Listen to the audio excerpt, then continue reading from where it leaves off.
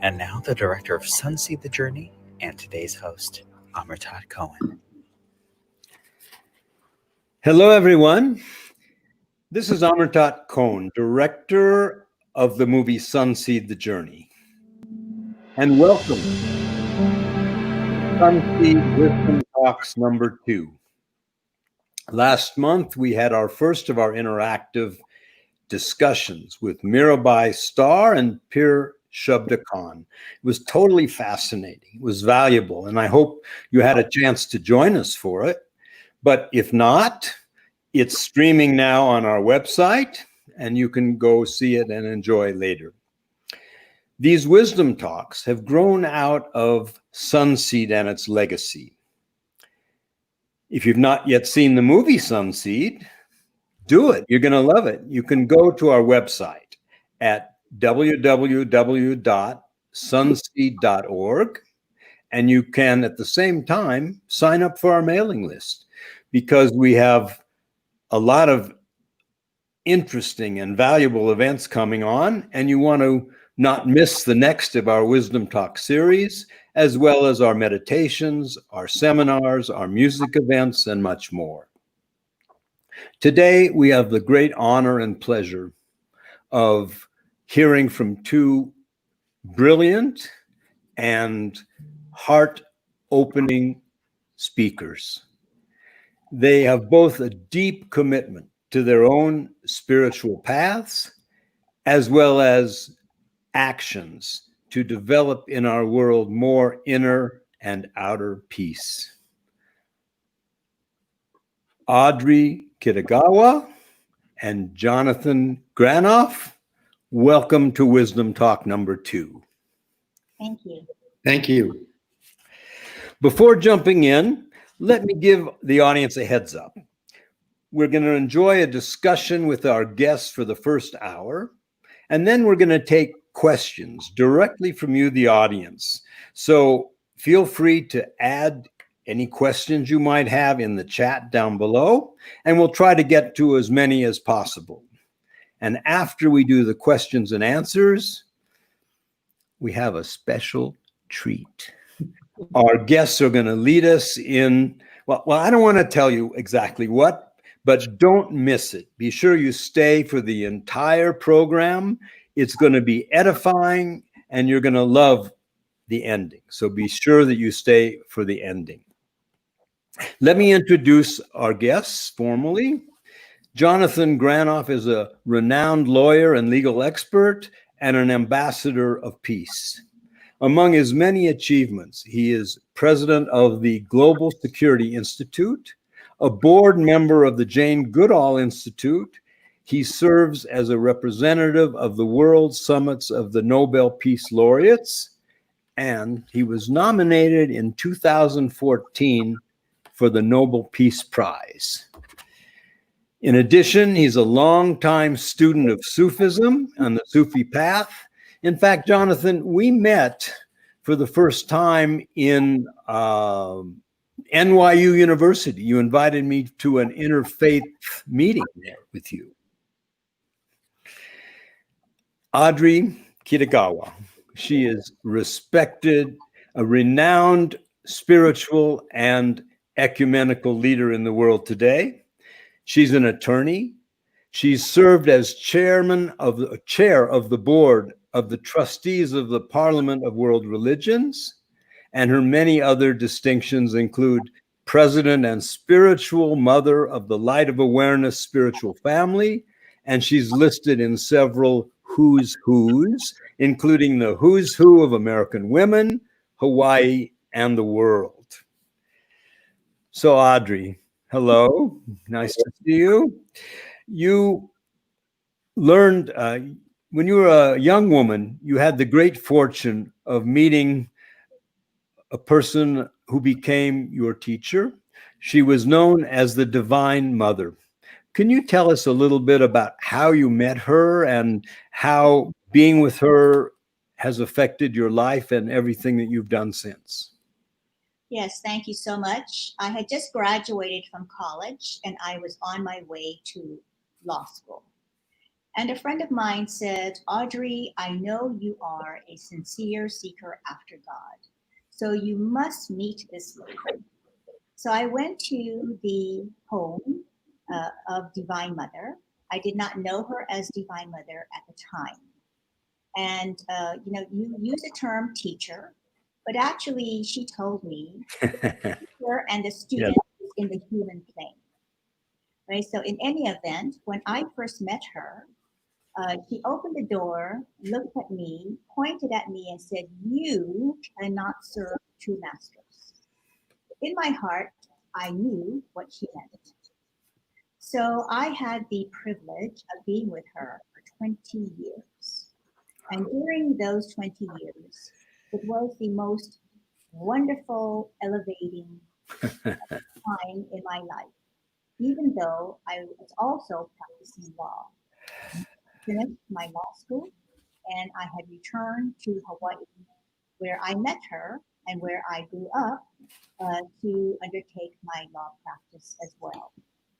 Now, when I first met her, she had me come into the room and she launched into a 5 hour non-stop exposition on the divine that one could ever have the privilege to hear.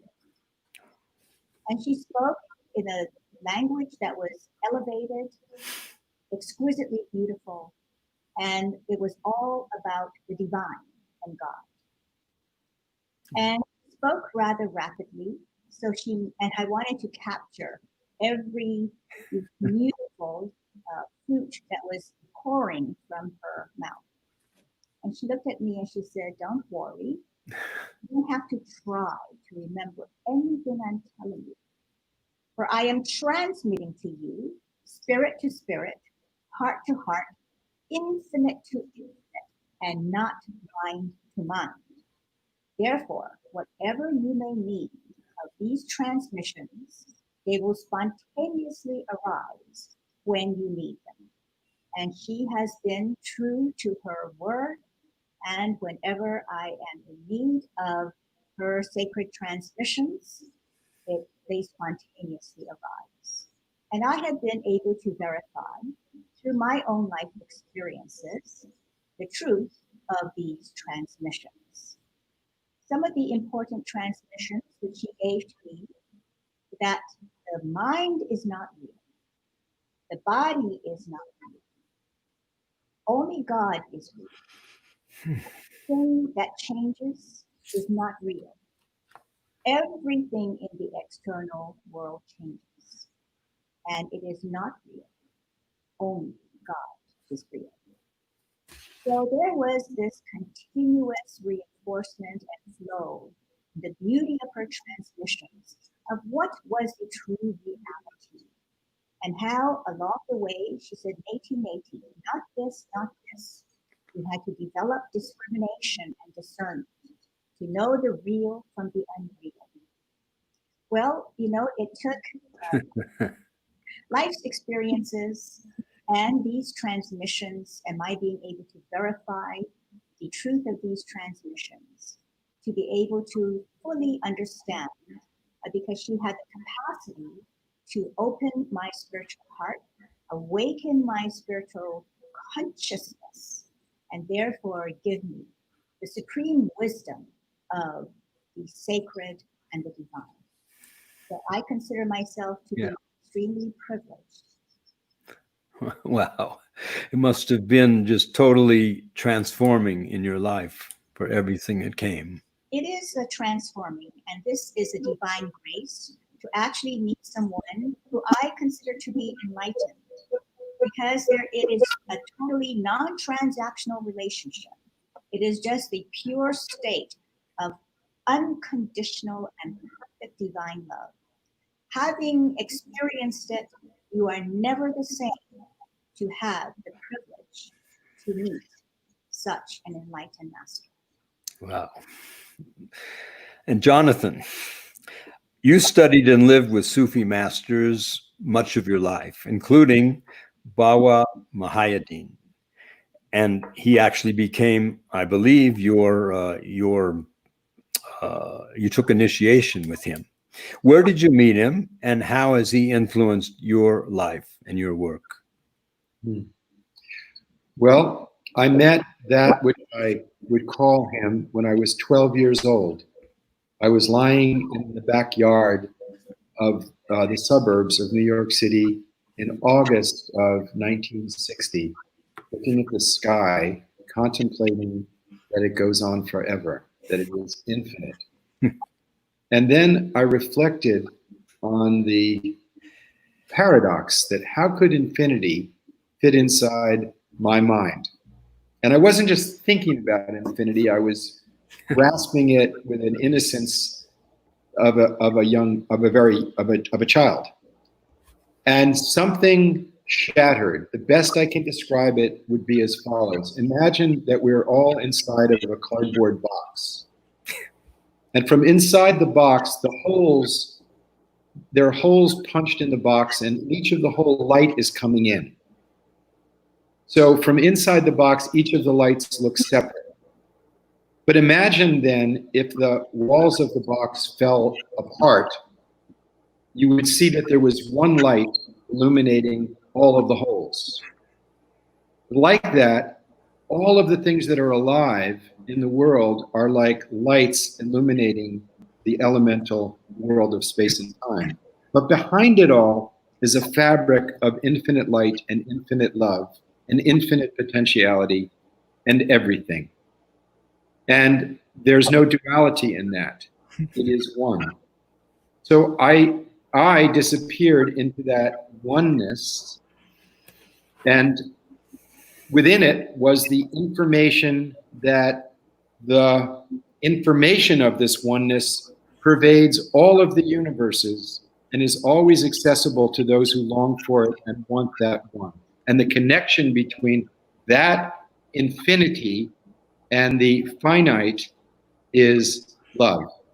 So to the extent that our heart has borders, that's the extent of our knowledge. If the heart becomes borderless, then it becomes one. So that became an initiation into the reality, as Audrey said, there is this reality that only God is absolutely real. The light that illuminates everything in the box of space and time.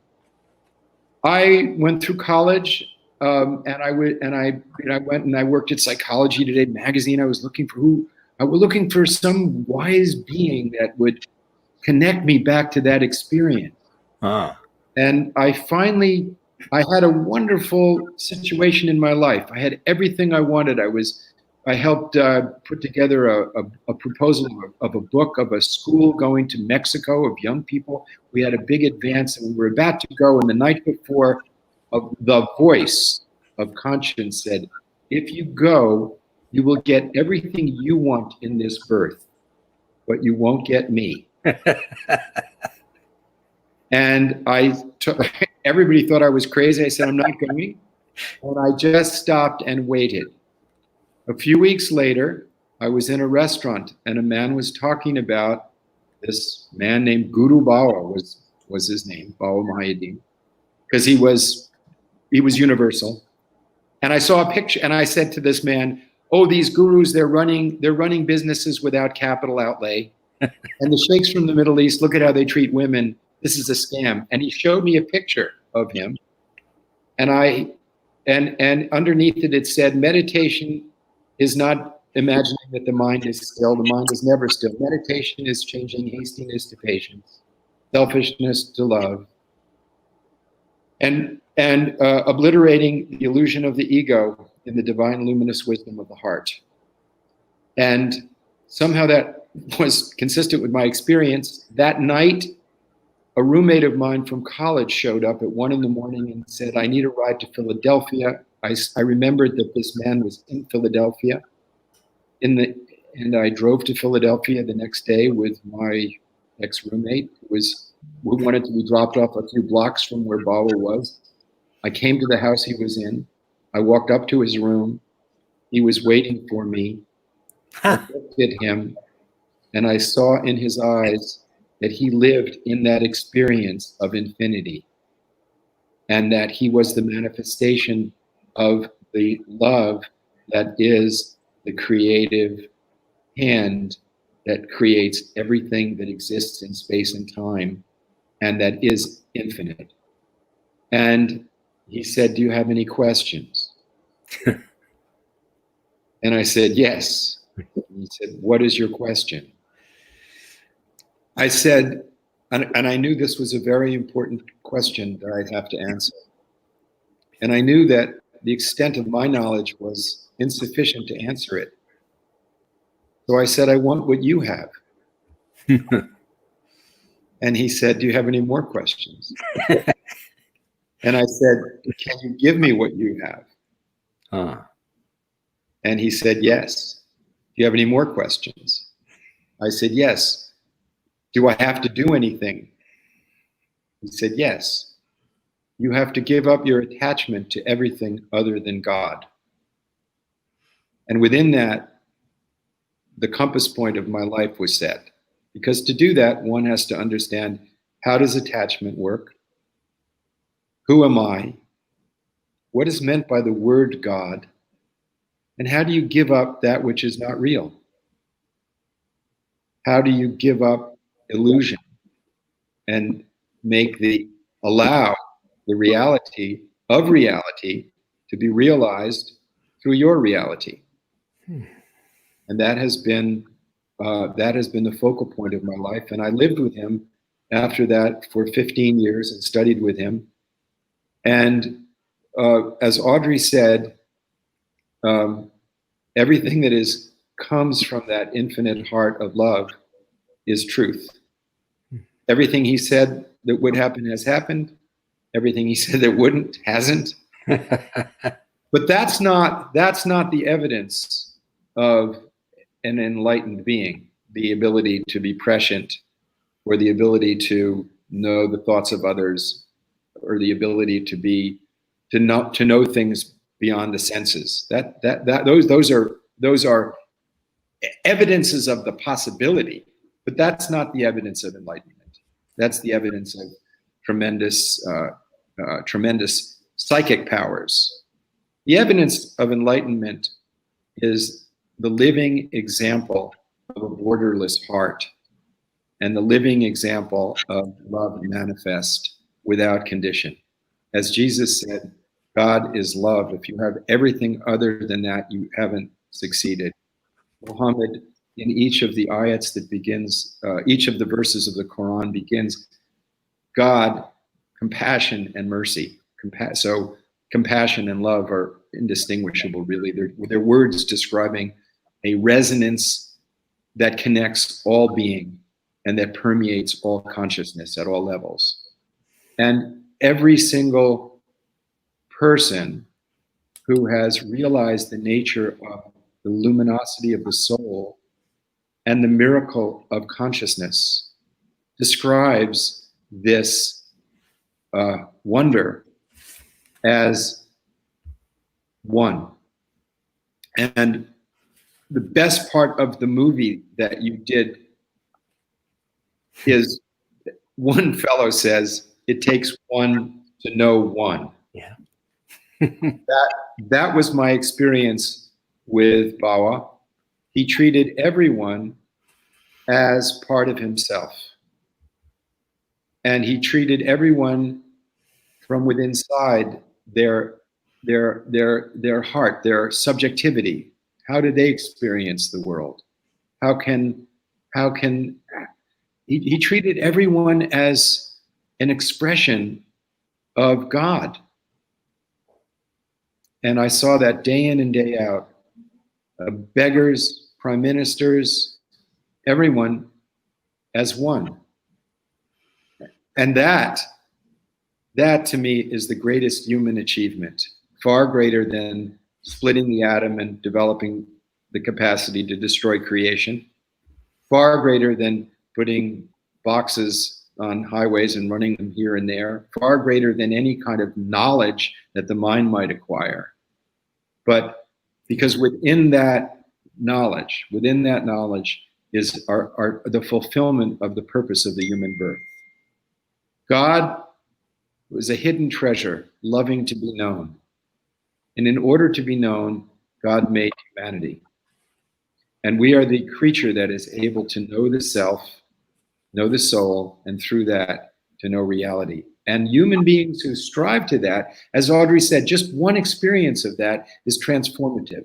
Just one taste of that grace of infinite love is so transformative that it becomes the compelling magnet for one's actions. One wants to bring peace into the world. One wants to see more love manifest in their fellow human beings. It becomes part of the fabric of your being.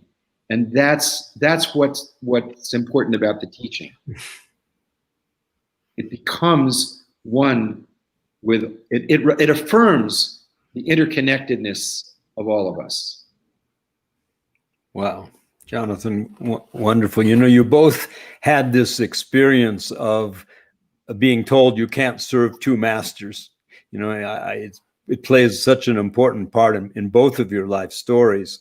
And also being with an enlightened being. I mean, Jonathan, you've said Guru Bawa was an enlightened being. Audrey, you said the same thing about the Divine Mother. And perhaps you can, Audrey, you can speak a little bit about how do we know if we're in front of an enlightened being, and how can we become that ourselves? Well, in reality, we are already that. The journey of life is to realize that from the beginning and always, you were and are and will always be that. So when you meet a truly enlightened master, there is a transformation.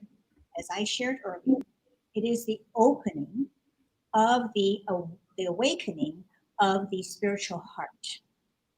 And this is the importance of why it is your grace to meet a truly enlightened master. I also said that it is not a transactional relationship at all, in the sense of the human relationship that the teacher and the student exists in. This is something extraordinarily different. And having had the grace to be in the presence of such an enlightened person, you are never the same. And what transforms you is to be in the presence of the pure and perfect, sacred, and divine love that has absolutely no comparison in human love. It is not the same. It is qualitatively different. And so that aspect of experiencing, and all the journey is to be able to experience that. So when you meet an enlightened master, you recognize that you are in the presence of a non-teacher. So this is why she said the teacher and the student is in the human plane. And I am not to teach.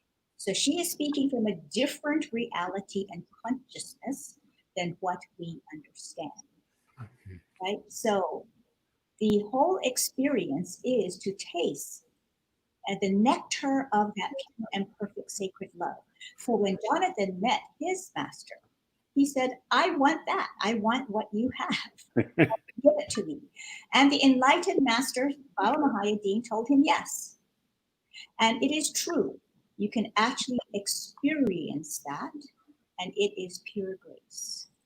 So, often you hear the saying that when the soul is ready, the teacher arises. But it is, Jonathan and my privilege to actually have been brought to the feet of an enlightened master. Because you see, it is not transactional.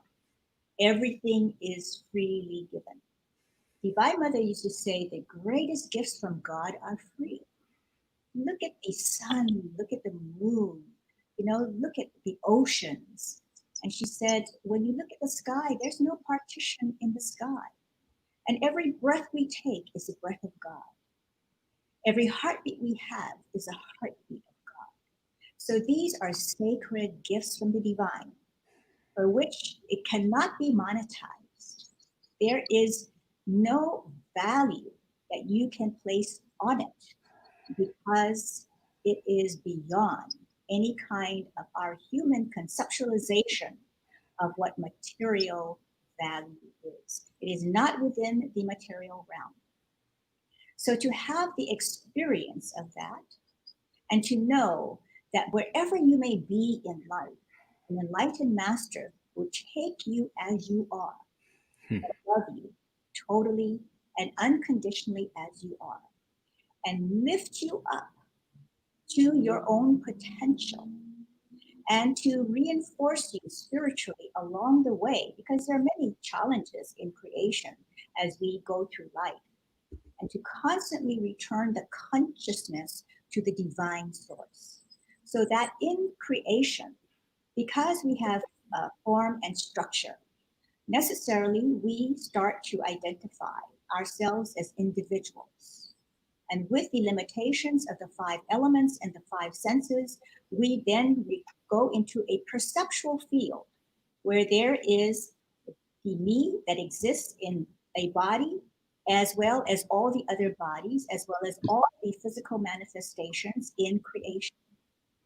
However, the sacred journey is to be able to move to that reality in which it is only the oneness. So in that oneness, there is no you and me. There is only one.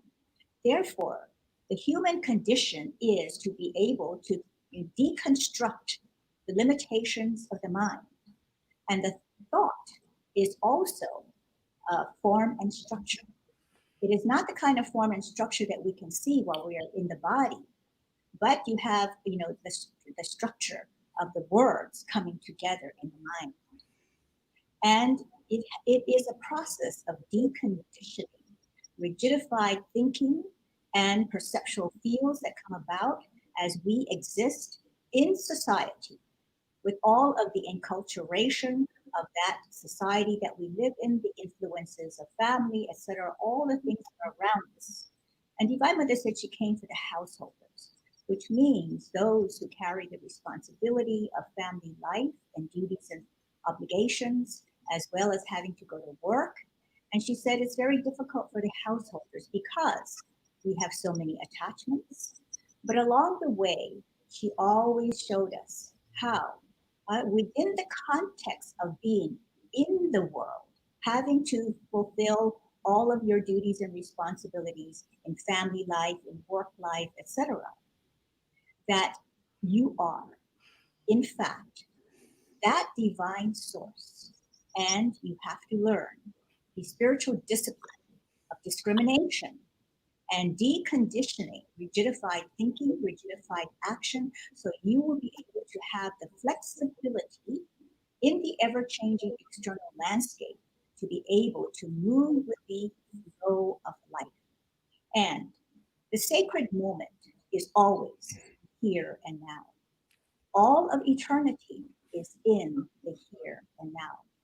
So to be fully present is to be fully awakened to Be eternal now, moment to moment. Okay? So we are perceiving this flow of life in the physical body. But every physical form and structure must return to dust. So Divine Mother said, I am not a healer. Could she heal? Yes. But as Jonathan said, these cities, these powers, these psychic abilities, prescience, etc., all the great masters will tell you that there are obstacles to your involvement, your spiritual involvement. Because people get fascinated with that. So oftentimes the great masters will never say all of the, tremendous capacity that they have. Because Divine Mother said, if I am identified as a healer, and could she heal? Yes. And have I witnessed her being able to heal? Yes. However, she did not want people to come to her for healing, because she said there'll be a long line of people coming to see me to be healed. Yeah. The physical body is like an automobile. If it's not one thing, it's going to be another. So you're always going to be looking for repairs, etc. And because the body is not real, which is one of the first transmissions that she gave to me, she did not want us to spend our time and be preoccupied with what is not real. She wanted us always to be focusing our consciousness on the only reality that is. So the spiritual discipline is the process that you undertake to move to that heart of love.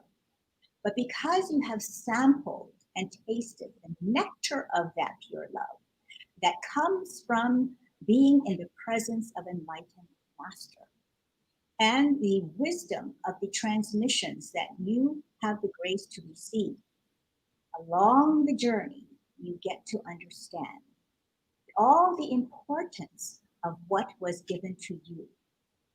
And when you are in the presence of a living master, you also get to see how, because we are perceiving, a form and structure. But there is, and even though it goes back to dust, it is that eternal presence of pure love. And the enlightened master takes you to the development of the sacred heart to be able to live in the form and structure, being that essence and expression of that pure and sacred love. Now, how do we do that? In form and structure, and we have all of our responsibilities. You're practicing law, you're raising children, etc. And how you do that is very simply, she said, God is love. And the enlightened masters will tell you God is love because they have experienced the divine reality as pure and perfect love. They give you that experience as something that you have to experience. All of the articulation of words is not the experience. They are the descriptors. But you have to be able to experience. So in that experience, you get to understand God is love. Right here, every opportunity that you are in the physical body is an opportunity to be able to be expressions of that divine reality through every loving thought, because we have the human mind, which is limited. And there is no way the limited human mind can possibly understand the infinite mind of God. But where we are, we can experience the training of the mind to move to the sacred heart and to understand that in loving thoughts, loving speech, loving action, you have in the seemingly ordinariness of daily life, the actualization of the living reality of the divine here and now, where you are, because where you are is you are God. It is a mental conception to think that you have to spend your life waiting to die, so hopefully you have a great reward in heaven. Or if you have not been so good, you might be. But then you are missing the sacred, eternal, in this moment, in this moment, to be able to understand that the actualization of the living reality of God here and now is expressed in every loving thought, every loving speech, and every loving action. To the extent that every opportunity in life presents you with the privilege to be that expression, then you will continuously expand into the sacred heart of compassion, mindfulness, and understanding. And it is the way of kindness. And Mother Teresa said, the only true religion in life is kindness. And His Holiness in the Enlightenment Hour pretty much said the same. So how are we living our lives? How do we conduct ourselves every moment that we live? And so this aspect of the development of the heart. Audrey, your sound is a little bit dropping out. Sorry to interrupt this great teaching that you're giving. Huh? I'm a maximum volume. Audrey, just come closer. Audrey, please come back to us and just come a little bit closer to the mic, because what you have to say is absolutely resonant with all of us. So just come a little closer and please continue. Okay, now where was I? Because a sacred moment has passed. No, this is a sacred moment. I'm just teasing you. So we have this opportunity every moment that we live to be able to be the expression of love, to be the expression of kindness. And we may never know how what we do may have impact on others. But just imagine this: if you live your life, wherever you go, whoever you're with, to be able to just, people think of grand things to do in life. But my mother always said, if you can't do the little things, you can't do the big things. So the little things in life are presented every day. So a loving word, a cheerful word, a loving touch, a thoughtfulness, sending someone a card, remembering someone and giving them a call. And you may never know what impact you will have on someone along the way. The pure unconditional love does not look for a return. You just live your life as an expression of that loving kindness, of the heart of compassion, and of really caring for others. And one of the greatest ways to develop the expanded heart of love is through seva. And seva is Sanskrit for selfless service, which means that whatever you do as an offering to God is selfless, serving God selflessly. So then that becomes non-transactional. You do it not to get any kind of return, not for self-aggrandizement, not for your own glorification and edification, but because you are doing your best in every moment to serve God. Audrey, you are such an example of that, and Jonathan also. Audrey, you have given so much of your time and energy to the Parliament of the World's Religions, and many other areas with your own spiritual organization. And Jonathan, you've devoted much of your time to the Global Security Institute to stop the proliferation of nuclear weapons. I mean, you are both such examples of turning the inner realizations that you have into the outer world. But I want to ask, I'll start with Jonathan and come back to you, Audrey. What can we do, especially the people in the spiritual and consciousness movement, to help stop these proliferation of nuclear and to bring the worlds together with the religious differences we have? What can we do specifically as a community to further these objectives? Jonathan, you want to start? Well, as a community, or am I speaking to individuals? Well, I think you decide, but individuals make the community. Yes. I think that the audience here is concerned with the ultimate human experience of knowing the self.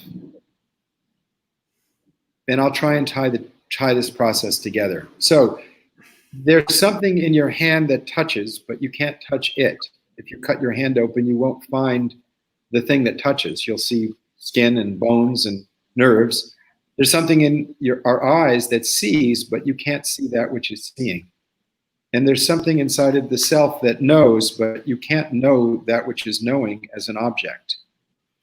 That consciousness that permeates our senses, our awareness of our senses, our intelligence, our awareness of consciousness itself actually has no form.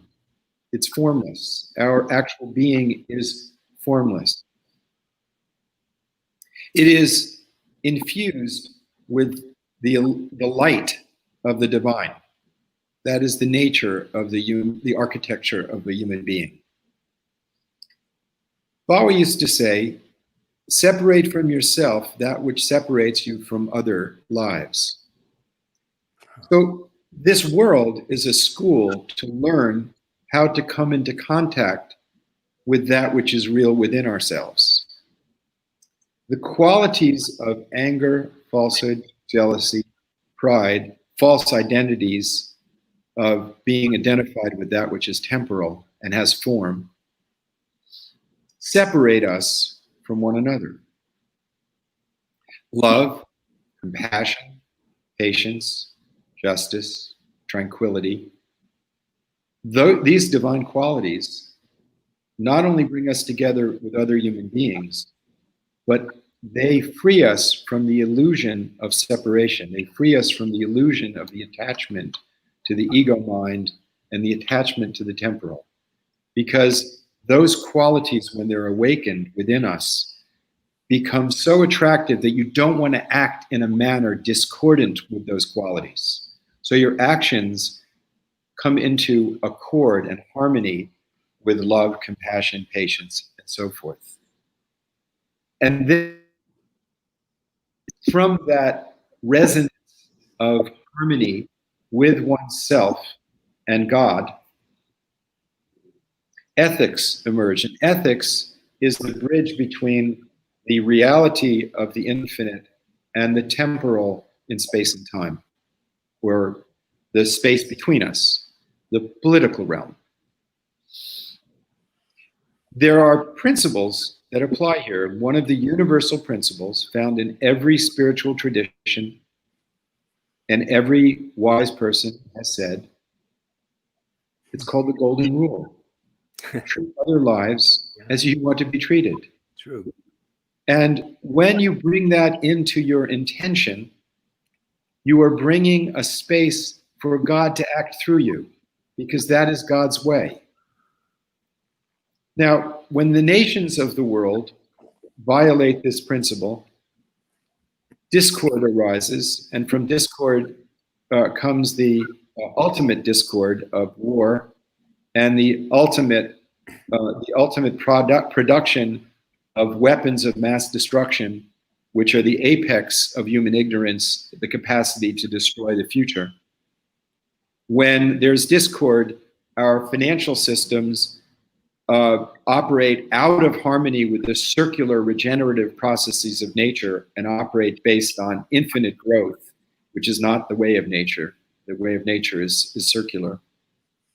And the myth of the pursuit of power and the myth of infinite growth are slow burn, fast burn. And we're at a moment in human evolution in which we're the first generation that has to decide whether we will be the last. So what every single person can do is to question, how am I coming into contact with that love, the purest love that I have within myself, and bringing it into action in my life? They will discover, if they do that, that as they take one step toward God, God will take 10 toward them within themselves if they act with those qualities. And then in the external realm, they could take their skills and dedicate them to the service of the most valuable thing within themselves, the service of their divine nature. And they can ask of all political representatives questions that contain a different direction, such as every political candidate should be asked, what are you doing to eliminate nuclear weapons? Now, this is a legal duty under the Nuclear Non-Proliferation Treaty, and it's a moral imperative to end the productivity and resource theft, literally in the trillions of dollars, from the needs of real people. So what are you doing to get rid of nuclear weapons? 2, what are you doing to protect the climate of the planet? Because in that you start to deal with protecting the oceans, protecting the rainforests, etc. What are you doing to protect the climate? Not whether should we protect the climate, but what are you doing to do that? And last, what are you doing to eliminate poverty?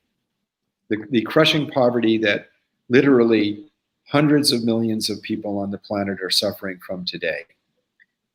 In this time that we're having this discussion, there is a virus, the COVID-19 virus, that doesn't recognize national borders, religions, race, or any high or low. It operates without a passport, borderless, and all the military might of the world and all the expenditures to build these horrible weapons cannot defend us against this. The only way we can improve the quality of the journey of the human birth is to put into practice the ethical principle that comes from the divine, embodied in the golden rule, that we have to live together as one human family. That is a reality. That has to become our intention, and that has to become part of our fabric of how we express ourselves socially. Without that, if we continue on the wrong bus of perpetual greed, if we continue on the wrong bus of pursuing security by threatening to annihilate civilization, by accident, design, or madness, we will end this gift. Now, we have the gift today, the gift of the future. We have the gift of the future for future lives. We have within our responsibility billions of lives, billions of souls that have a right to come into being. We don't have the right to put that at risk. Let me give an example. Imagine, just go through a thought experiment.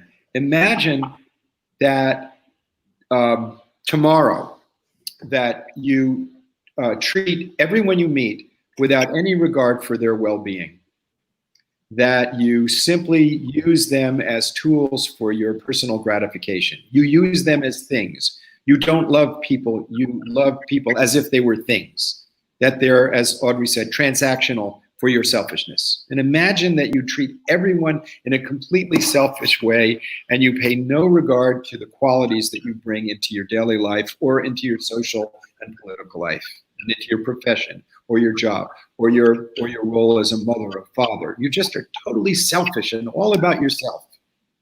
And now imagine how you feel at the end of the day lying in bed with your head on the pillow. Now, just bear with me in this thought experiment. Now, imagine the next day that you treat everyone with the dignity and love that you would like to have, that you treat everyone as a gift of the moment that God has given you in this journey that's bound by space and time, that every human being you meet and every life you come in contact with is a precious gift from infinity that's as valuable as you are, and that you do your best to treat that life with the kind of love, respect, patience, understanding that you know fulfills you. And you do your best for them, And now imagine how you feel at the end of that day when you put your head on the pillow. A good conscience is the best pillow. And the best way to have a good conscience is to apply the golden rule in our inner life, in our personal relations with others, and in the way our institutions work, the way our states work. So each person, if they go into themselves and question, how can I be of service? What would love do? How can I use my skills, as whatever skills you have, to be in accord with the resonance of the soul? Then all of the levels of consciousness of one's life, because that's all we have is our consciousness, all of the levels of one's consciousness comes into harmony. And when a person is in harmony with the luminosity of the soul, then realms of experience within themselves open up, and understanding of the capacity of receiving grace and healing and clarity is spontaneous. On the ocean, there's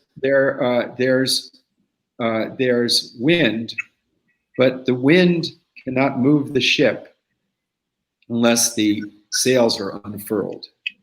Similarly, in the world is grace, and grace can move our lives only if we unfurl the sails of our hearts.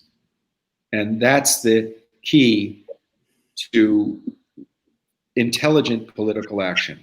Unfurl the sails of your heart and let that guide you, and ask of our political representatives, what are you doing to eliminate weapons of mass destruction, nuclear weapons? What are you doing to protect the climate? What are you doing to eliminate poverty? Within those three questions, if we can infuse those into the political debate, into the social debate, at every level of governance, it'll make a huge difference. Yeah. Totally.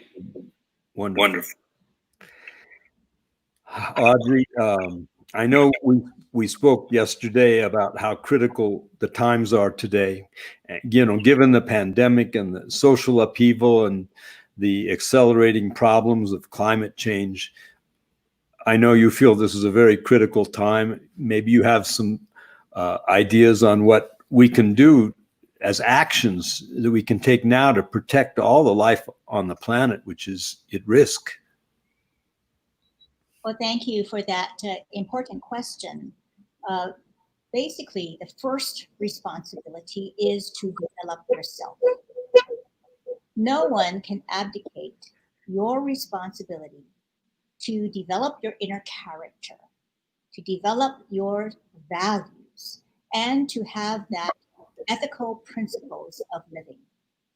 Therefore, in the external world where politics exists and all of the ramifications and results of this aspect of selfishness and greed, and paradigm of dominance and power that create economic as well as other injustices, when we understand that the society is a reflection of each individual within that society, then we understand that in the human world, we can never abdicate our personal responsibility to develop ourselves to be that presence that can speak of the values of love, truthfulness, which is very important, and those ethical principles which arise out of a common morality that many words can be used to describe. And of course, because we are in the physical body and we have the instrument of the mind, we are always using words, okay? But basically, the common morality is that sacred ground of being out of which all of our actions arise.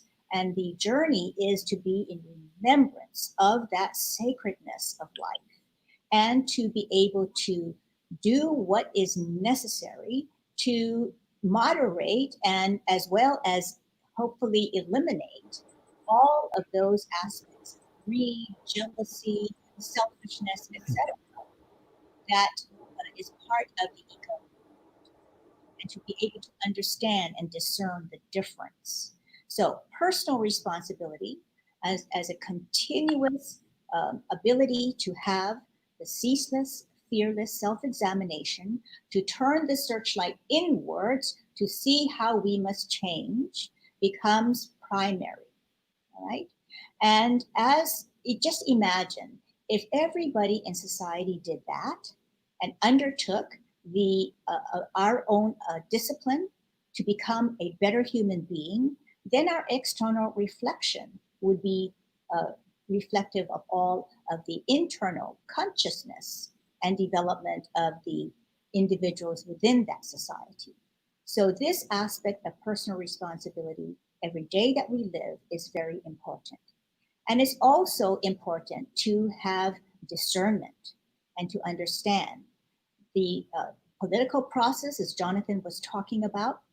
If our leaders undertook personal responsibility to develop themselves to become better people and to understand that it is important to have values, ethics, and principles for living that speak to our ability to love one another, care for one another, then we would not make selfishness and greediness and, my own self-interest at the expense of whoever more important than being able to understand this connection, that what you do unto the least of you, you do unto me, as was articulated by Jesus.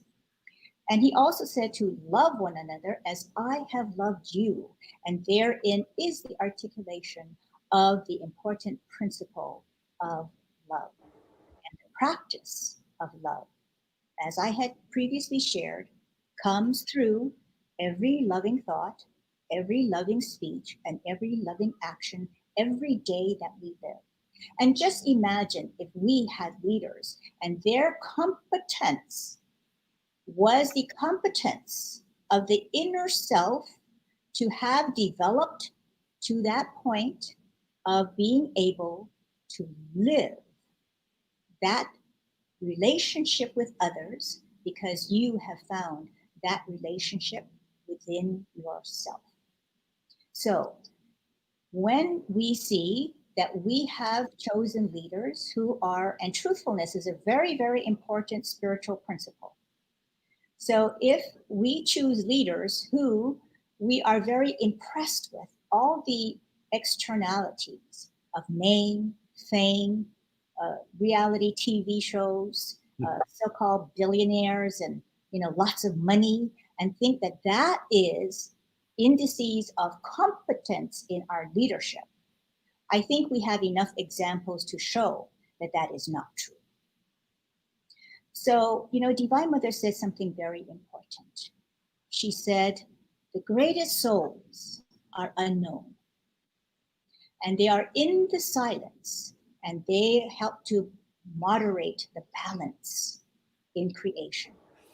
So if we chase after name, fame, and all of the externalities of what that brings, then we are still moving from that place of selfishness and desire.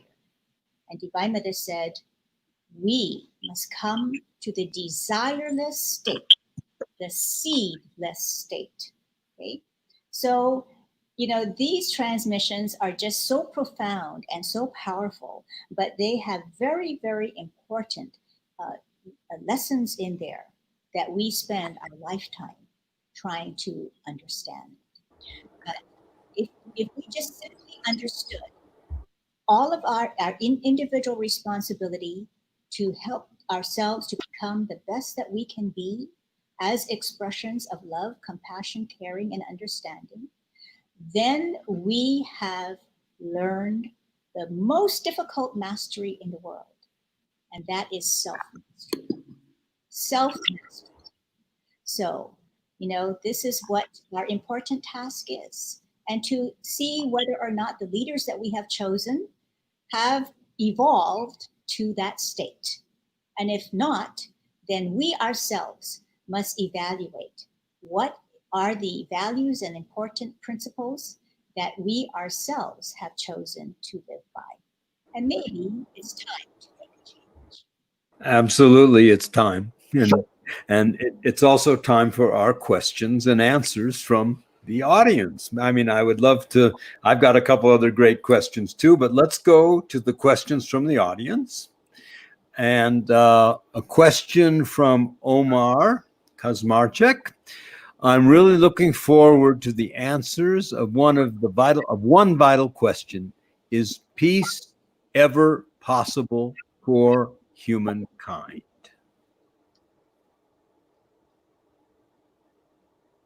Whoever wants to take it, Of course. it's all yours. Of course it's possible, because there's a wonderful saying, peace on earth begins with you. And therein is everything I was talking about before we went to question and answer. So if we ourselves understand the importance of taking responsibility to become better people, and when we are living in alignment with these important principles of love, kindness, etc., then when we ourselves are in peace, and if everybody was in peace, then we would definitely have peace for all of humankind, because everyone is working to the correction of our internal self, and the external world is a projection of already what is within. So Divine Mother said, you're standing at the screen of life, you don't like what you see, you're trying to change the picture on the screen. She says, you're working backwards. You have to change the film within. So she's always talking about the development of the inner self and making sure that because a mind that is resting in God is a mind at peace. So this is the sacred journey that we all are undertaking to realize our true purpose in life, which is God realization. And therein is the peace, the potential of all of humankind to experience peace, because your mind is resting in God and is at peace. Jonathan, you have something to add? That seemed pretty complete, but I know you'll have something. Well, there's never any end. One doesn't add to wisdom. And Audrey speaks from the same heart that lives within the remembrance of God that I'm striving to achieve. So I wouldn't add to it. I would only say that is peace possible for the entirety of humankind? That's beyond my jurisdiction to answer, but I could answer it for Omar. Because you care about humanity beyond yourself, you have the possibility of achieving peace and being the witness and making witness to the reality of God and the reality that human beings can achieve a state of the fullness of peace. And that power that gave you the caring for humanity is wherein you will find your peace. And if that becomes part of your remembrance and continual remembrance, you will be drawn into that source, and you will find peace. Now, as to the entirety of humankind, that's in God's hands, and that's beyond the jurisdiction of each individual. Each of us is given instructions deep within ourselves on how to become closer and closer to the oneness that transcends the I and becomes thou, becomes divine. As Audrey said, when you start to intend to bring loving kindness into action, it is transformative. And if everyone did it, then the world wouldn't be the world. It is Jesus' prayer, the Lord's Prayer, that we should bring the divine into this world. That is our duty if we are people of faith. That is in the Hebrew tradition, it's called tikkun olam, or healing the world, healing humanity. The prophet said, not one of you will enter into heaven until he wants for others what he wants for himself. Then the principle of finding one's own inner peace is directly connected to striving for peace for all, striving to achieve this peace for humankind. But remember, this manifestation of the world is, as Audrey said, it's a construction of the mind and the collective mind of humanity. It's not the reality. God is the reality. Regardless of whether all humanity can achieve peace, there may be some secret in the way in which creation and the world exists as a school for each of us to learn that which is immortal within us and to let go of our attachment to that which is temporal.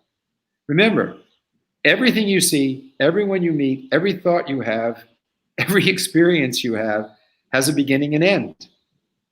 It has a beginning and end. Every single phenomena of consciousness, whether in the sense realm or the thought realm, has a beginning or end. But that which is the luminosity of our souls, that which is the reality that awakens our consciousness, that doesn't have an end. So we will find a cure eventually for cancer and COVID-19. We'll find a cure for these diseases, but we won't find a cure for death, because death, the disease of time, its symptom is death.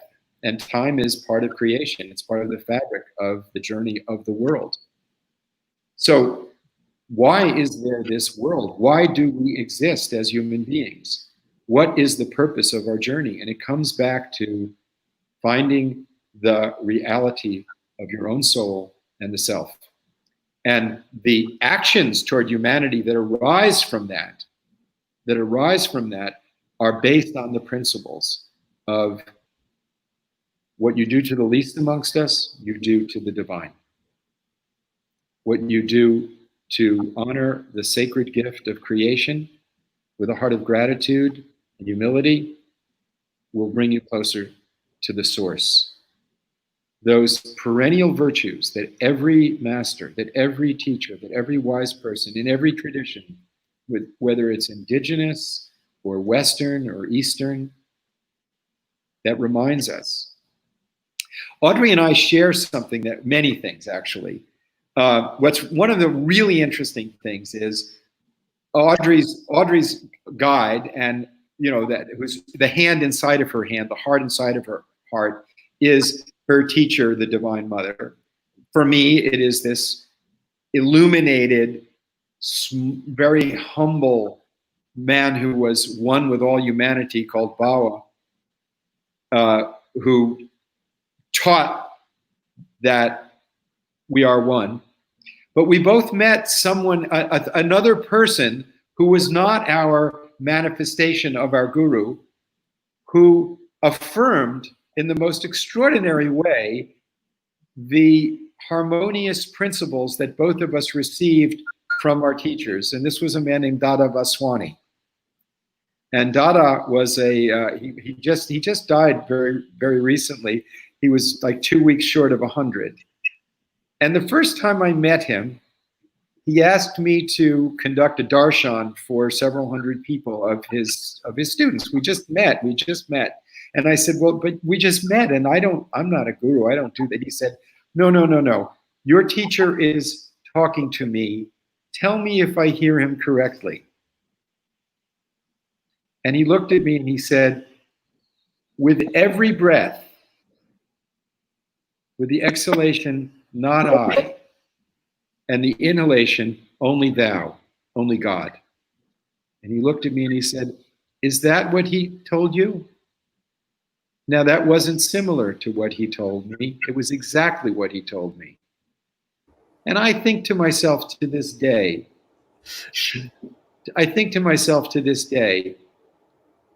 how did he know that? Did he know that? Who was speaking? How did that happen? How is it that all of these people who experience infinite love, infinite peace, say the same thing? That's the evidence of the truth of the wise in all of the traditions. And it comes down to, it takes one to know one.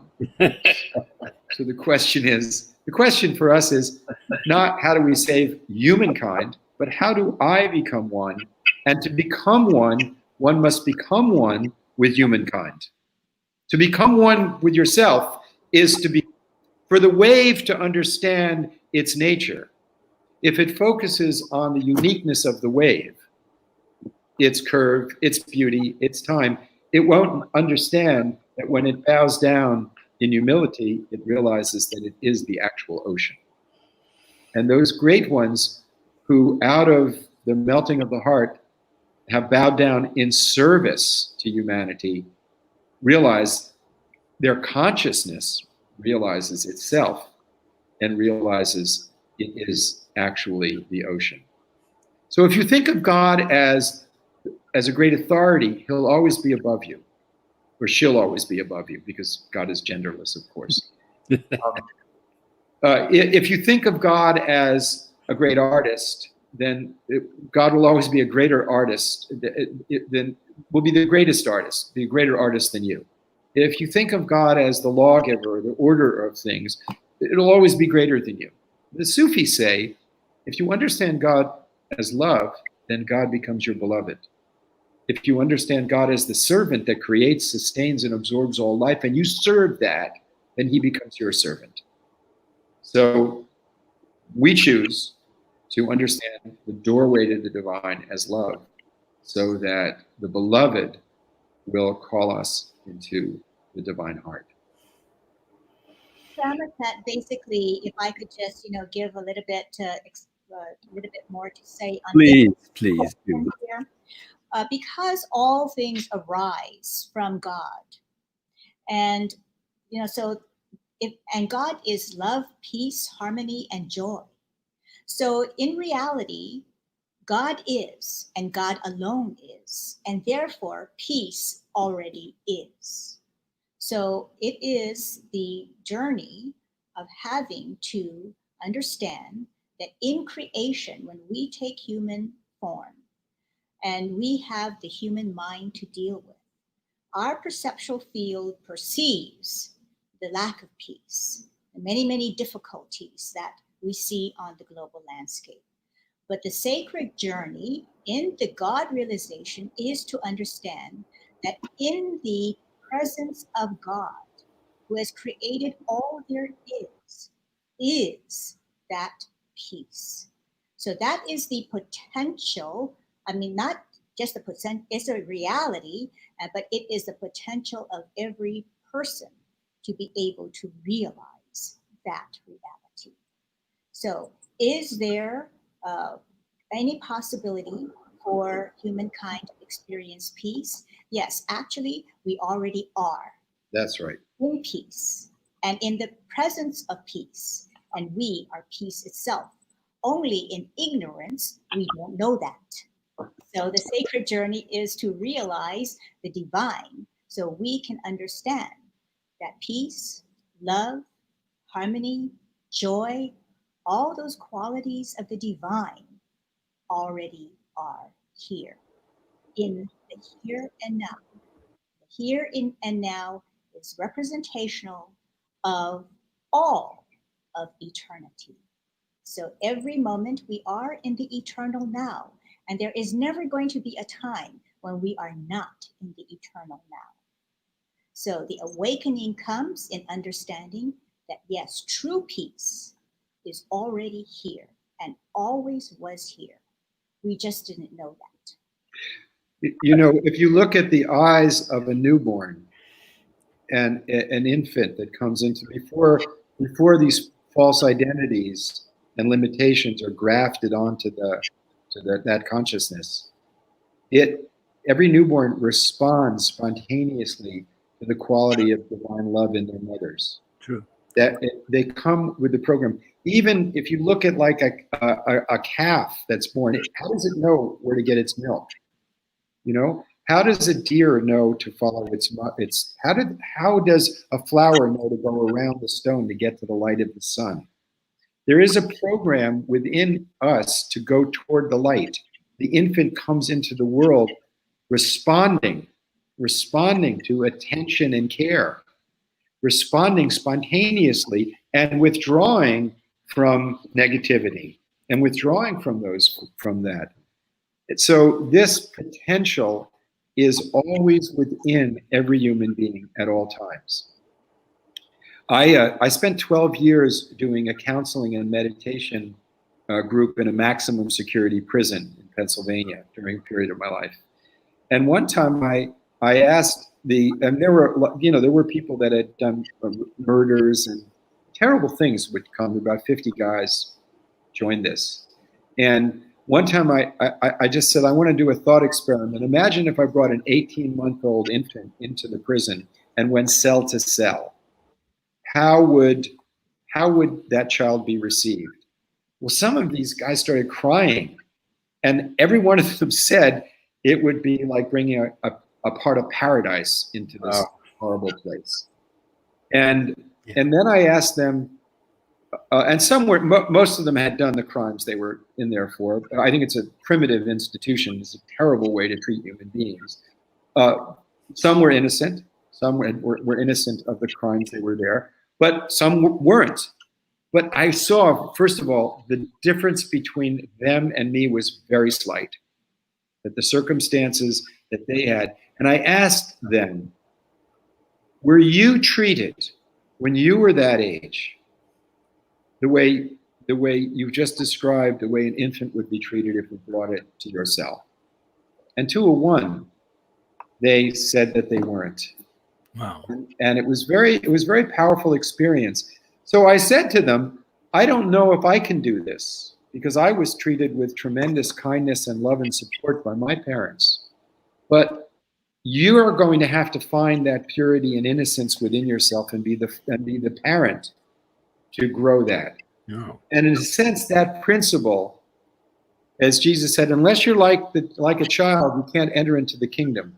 That principle of coming into contact with that openness, that borderless heart that we're born with, that capacity of really being connected with the lives around us that every infant has. We have to come back to that purity within ourselves. And that purity never dies, because it's part of the fabric of awareness and consciousness itself. And we came with that, and it's still there, but it becomes attached to, as Audrey said, the constructions of the mind. And those constructions of the mind are not who we are. These are things that we see. These are things through which we see. We need to deconstruct our attachment to those perceptions. Deconstruct our attachment to things that are temporal, that the mind believes are permanent, and become attached to that which is actually part of the real. And it is the divine qualities that attach us to the real. And it is set up in this most beautiful way that the most beautiful qualities within us bring us into realization of who we actually are. And then there's the experience of light, of the light that illuminates the soul, and the light of consciousness. And within that is the experience of the connectivity of all lives. And within that connectivity, one spontaneously wants to lead a life of service. And never a life of service that's bound by race, religion, nation, gender. It becomes non-transactional, as Audrey expressed it. It becomes, as it were, like the sun. It shines equally on all. And it doesn't leave anyone out. Everyone at every moment has that purity dormant or awake, dormant to their consciousness, but it is that purity that's giving us our breath and keeping us alive. And the duty that we can do to one another, that Audrey is doing and you're doing, Amritad, that I can see that you're doing, is to help others remember who we are. And public policies, in accord with that remembrance, in accord with the preciousness of life, in accord with working toward peace, ennoble us and bring peace. And the intention itself, just the intention itself, has enormous power. So the very first thing, people are asking all kinds of questions. I teach international law. Sometimes I could go into policies for protecting the climate. We need a test ban treaty. We need a cut off of the production of any more fissile materials. We need to stop.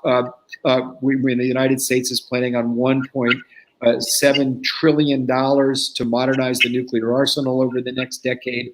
We're spending $60,000 a second right now on military expenditures. This pursuit of power through violence, and all of the institutions that it spawns and ideologies that it spawns. I could go on. But what's really important, first and foremost, for every individual is to get our intention right. The first thing is the intention of the moment. And one of the tools that all of the traditions have is understanding the sacred aspect of all of the elements, the sacred water, or the sacredness of energy, fire. I mean, we're abusing it with fossil fuel. We're abusing the nature of energy. And then, of course, air. And how are we? Air is so part of our moment. Our moment. If you reflect on it, and you say, "Well, I don't know about God's grace. I'm not familiar with it. I don't feel connected to anything. I don't know what you're talking about." Well, just hold your nose, hold your mouth for about 5 minutes. Stop breathing for about 5 minutes. And you'll realize how connected you are to the phytoplankton. That's 50% of your oxygen. That is the ocean. That you are breathing the ocean. That the rest of it is from the upside down lungs called trees. That you don't exist without them. That you are connected to that in this very breath. Physically, you're connected to them. But more importantly, there's a power breathing through you, causing you to breathe, giving you a moment to come back to the remembrance of that mystery that is giving us this moment of life, that is giving us this breath, that is connecting us to the entire oceans of the planet, that is connecting us to the rainforest, and that is breathing every other sentient being with you.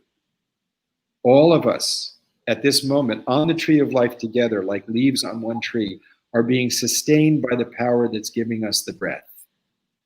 And to come into remembrance in this breath, and exhaling consciously, inhaling consciously, exhaling consciously, inhaling consciously, and beginning with the letting go of the attachment to all thoughts, the attachment to anything, and then affirming a sense of gratitude for this breath, affirming gratitude with this in-breath, and then the exhalation of letting go of the attachment to what you see, letting go of the attachment to what you imagine, letting go of the attachment to how you think it should be, and coming back into the presence of the affirmation of gratitude and love. Then letting go of I am the center of my universe, that there is no form of a center. This is an idea that I didn't have. And then affirming with the remembrance, the reality of the infinite God, beyond concept, and letting go of attachment to point of view, and then coming into remembrance of the power of vision, the capacity to hear, to taste, to smell, to touch, and coming into consciousness of awareness of each of these sense perceptions, and then coming into consciousness of the way in which we order our experience through intelligence, and then coming into consciousness with the witness that remains forever awake. When the alarm clock goes off, the witness says, aha, I was dreaming, now I'm awake. But the witness was just awake, like a mirror, It's just there watching. And then coming into consciousness of the nature of one's own consciousness. The nature of one's own consciousness that is the fabric of light and love. And then coming into consciousness that there is only one living through all of us. Into this breath, beginning with gratitude, beginning with the remembrance of the gift of perception, beginning with the miracle of one's own consciousness.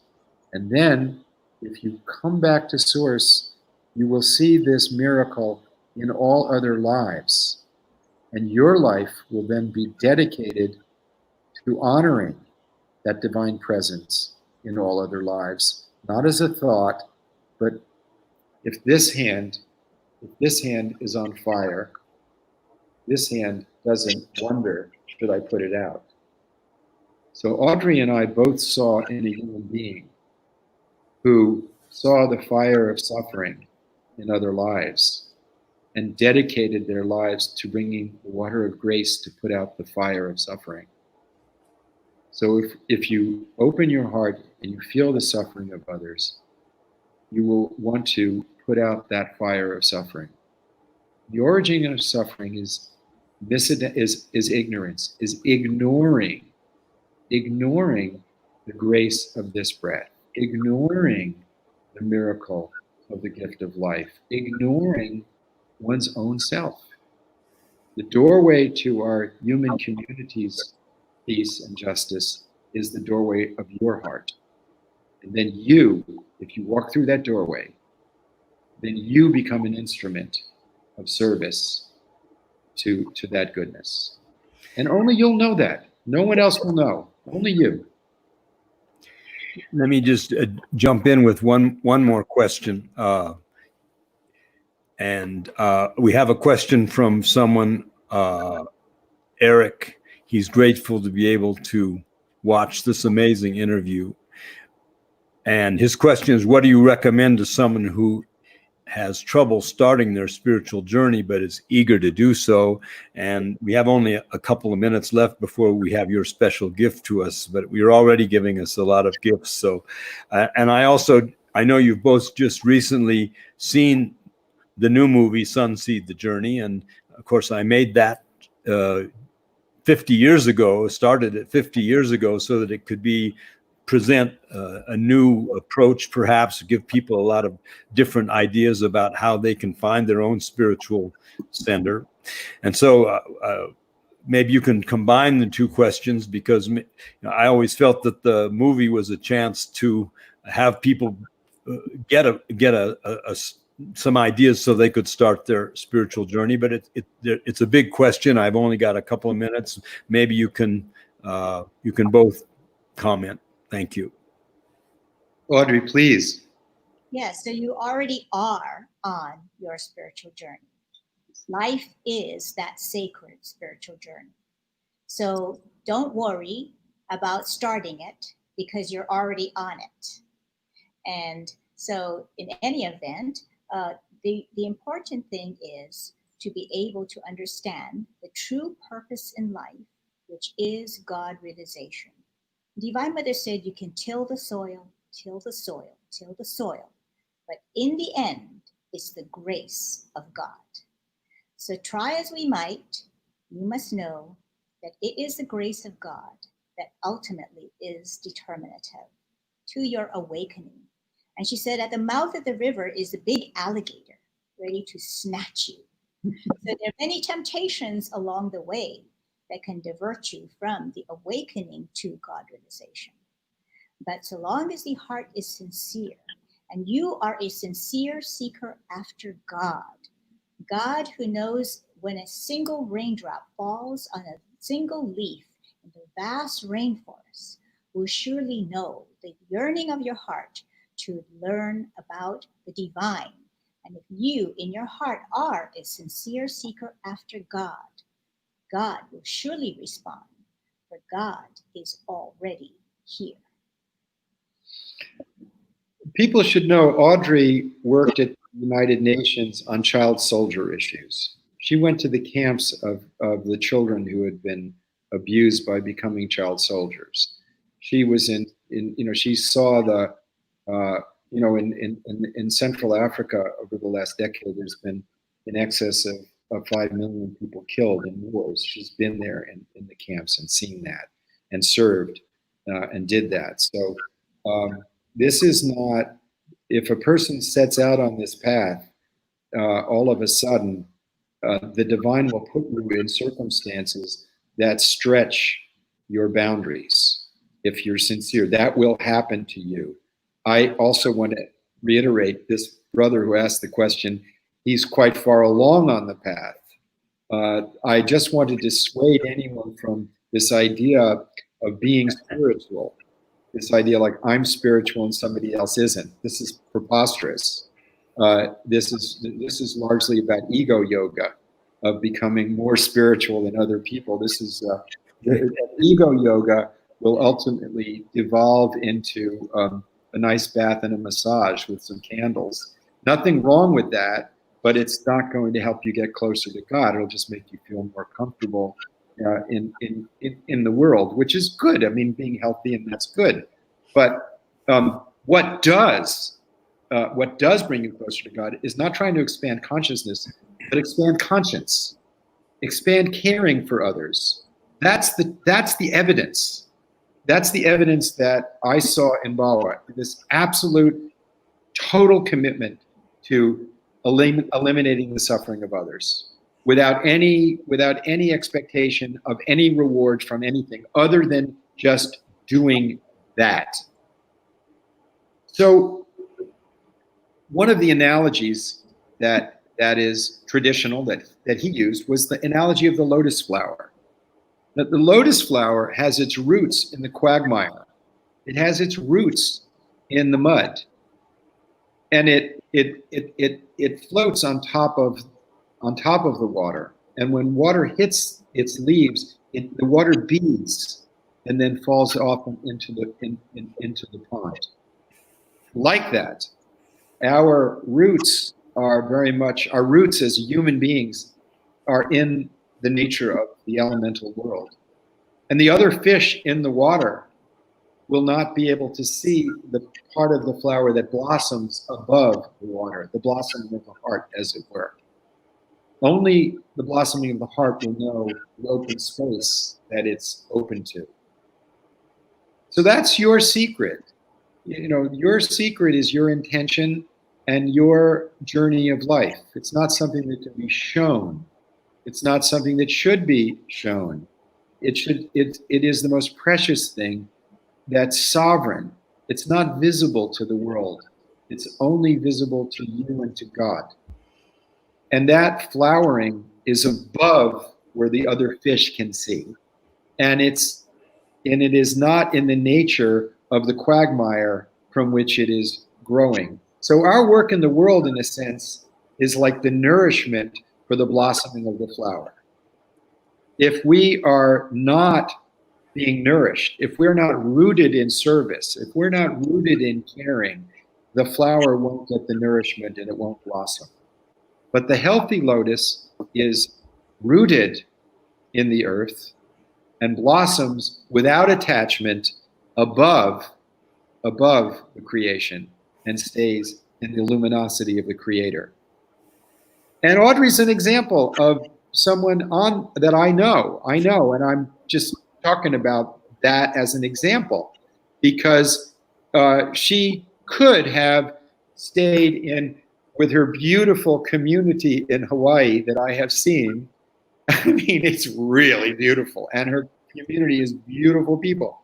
And I have a beautiful community of people in the Bawa Mohammedan Fellowship of people who are with Bawa. But the callings that our hearts have directed us is to take the skills that we have and make them of service. And that is a higher pleasure than anything else. And you only discover that by experimentation. Bringing the, as Jane Goodall said, we have to go on the journey from the head to the heart. And what she means is to go from beyond the mind to the heart divine love, and then to bring that into the hands, of giving to the world. That if you can bring your life into that journey from the heart, from the head to the heart, and then to the hands, you become whole, and that is real spirituality. So I'm gonna. Unfortunately, I wish we could be here for hours, and maybe we'll have to do this again another time. The movie Sunseed: The Journey actually ends with Ram Dass, filmed a few years ago before he passed, where he says, "We need to go from here to here." And just what Jane was saying, from the head to the heart, and then I am loving awareness. Well, now I think we've all been waiting for this special surprise, and I'm going to turn the microphone and the presents over to Audrey and Jonathan to lead us in prayer and meditation. We've been looking forward to this, so thank you, and for this total enlightening and wonderful time we spent together. And now the next part will be equally, totally enlightening and wonderful. So it's all yours. So I'd like to start by just, picking up where we left off. And I also want to share that my spiritual mother said to her grandson, who was a presidential scholar and very brilliant, and she said to him, if you have this pointing to her head, but you don't have this pointing to her heart, she said, you have nothing. So the heart, the capacity of the heart to love and to be in that unitive consciousness where God is love, reigns supreme. So in this unfolding of our meditation and prayer today, I want to create this juxtaposition by sharing one of my favorite poets with you, John Keats, who wrote this beautiful poem, When I Have Fears That I May Cease to Be. And he shared, when I have fears that I may cease to be, before my pen has gleaned my teeming brain, before high-piled books in carrot tree hold like garners the full ripened grain, when I behold upon the night-starred face huge cloudy symbols of a high romance, and think that I may never live to trace their shadows with the magic hand of chance, and when I feel, fair creature of an hour, that I shall never look upon thee more, never have relish in the fairy power of unreflecting love, then on the shore of the wide world I stand alone and think, till love and fame to nothingness do sink. So the nothingness. And if you spend time with His Holiness the Dalai Lama, he will give a 3-day discourse from morning to evening on nothingness. The Buddhists call it sunyata.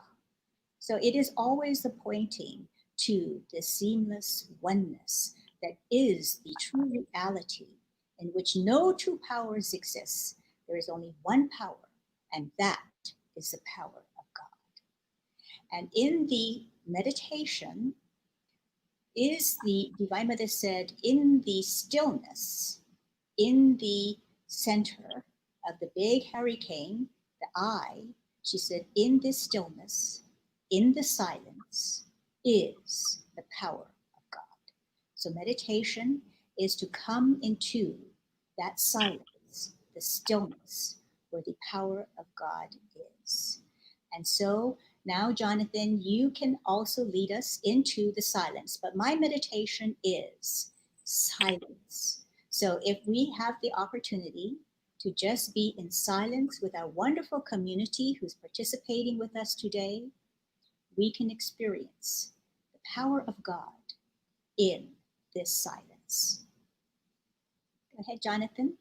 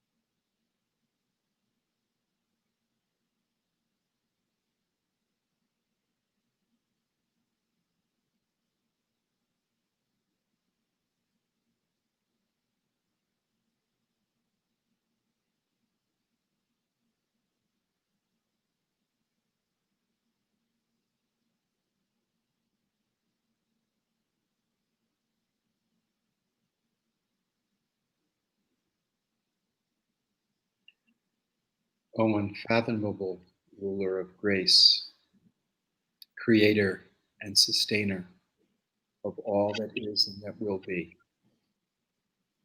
giver of this moment, this beat of our hearts, giver of this breath of life, giver of patience, peace, tranquility, justice, love.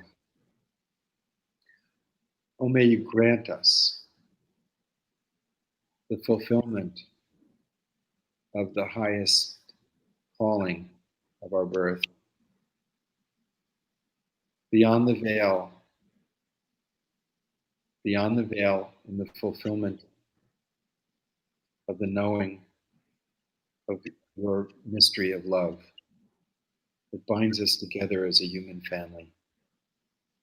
Please ensure that our feet walk in ways of justice and beauty, that our legs be legs of stability and strength, that our hearts be brighter than 70,000 suns and freed from,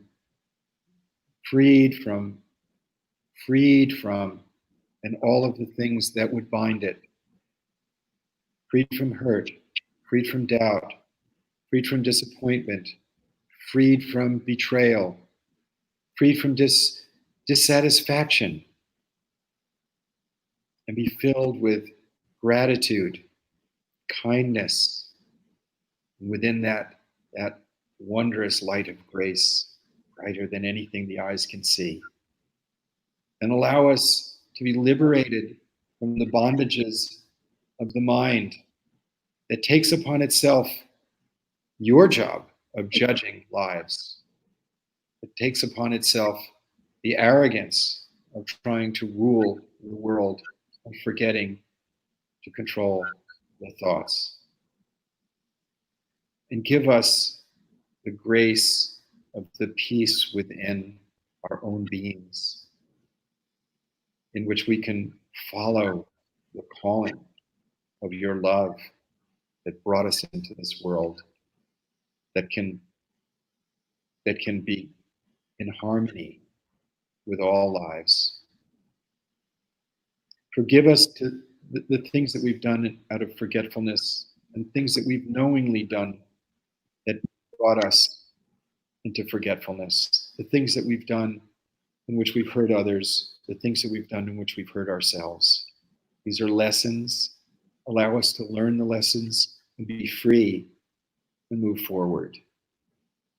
We don't want to drive the car looking in the rear view mirror of karma, of attachments from the past, of the limitations that have bound us. Bring us into the freedom of being free students to learn of your wonders and to stay within the remembrance of your goodness. Oh Lord, you are all goodness, and all that you make is goodness. And you bless those who are good and those who have forgotten you. But give us the privilege of remembering you. And give us the courage to surrender to the grace that you're giving to us. Give us the courage to have hearts that can receive the beauty that is our birthright, that you brought us into this world intentionally. To know that we will leave this world pure and free and open and grateful. All praises are to you. We don't know when we will return to you. None of us know this, but we do know that when we are open to your grace and to your healing and to your presence, that deep in this inner silence of knowing the presence of your grace and your presence is fulfillment. May that remembrance, filled with gratitude, the reality of God's love and reality, be known to all of us. May we live as true human beings, as examples of the purity that we came into this world to know, to be, and to love. All praises are to you. Amen. May all beings be happy. May all beings be peaceful. And may all beings be blissful. Om Shanti Shanti. Shanti, Shanti, Shanti. And I'd like to conclude at this time, Amartat, if I may, with giving Please. the blessing of the recitation of the beautiful Gayatri mantra, the mantra of enlightenment. And may we all realize the true purpose in life, which is God realization. Om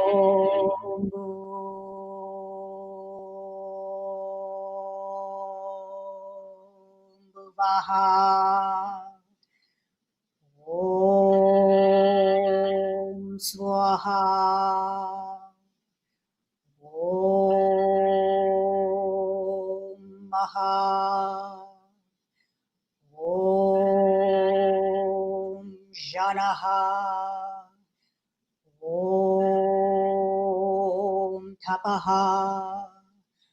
Om Satya. Om Ta Savitir Varanyam Bargo Devasya Dhimahi Diyo Yonaha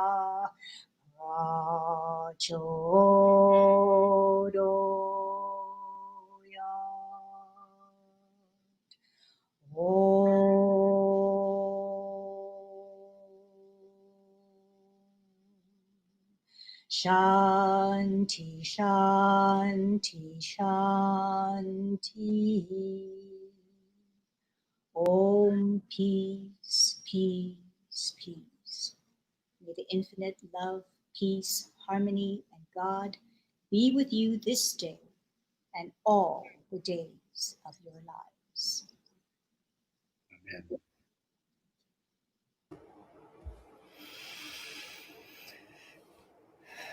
Amen. Thank you from everyone. I know you've enlightened and touched all of us. You certainly enlightened and touched me. It's really too short, our time together. Memorable time. For our audience, just let you know, we're going to share this entire program on our website, sunseed.org/Wisdom Talks. It'll also be on YouTube and Facebook streaming either immediately or I think there'll be something immediately, but it'll be updated maybe with a little tightening over the next week or two. But definitely you want to revisit this precious time that we've had together whenever you like, and please share it with your friends and your loved ones so they can enjoy it as well. It's been well, I don't have the words for it, so that's maybe better I don't even say it. And I hope that you will also, if you haven't seen the movie Sunseed: The Journey, it was an exploration of great beings who brought a lot of wisdom to the West at a pivotal time in history, sort of the beginnings of yoga and meditation. And after having these wisdom talks, I guess I'm going to have to make another movie because there's so many great people like we have here today that we need to share again larger with the world. It's been a memorable time, and we're going to have another wisdom talk in a month or so be sure you get on our mailing list. To everyone, may the blessing of God rest upon you. All love surround you. Shalom. Assalamu alaikum. Namaste. Toward the one. Good afternoon, good morning, good evening, good night, wherever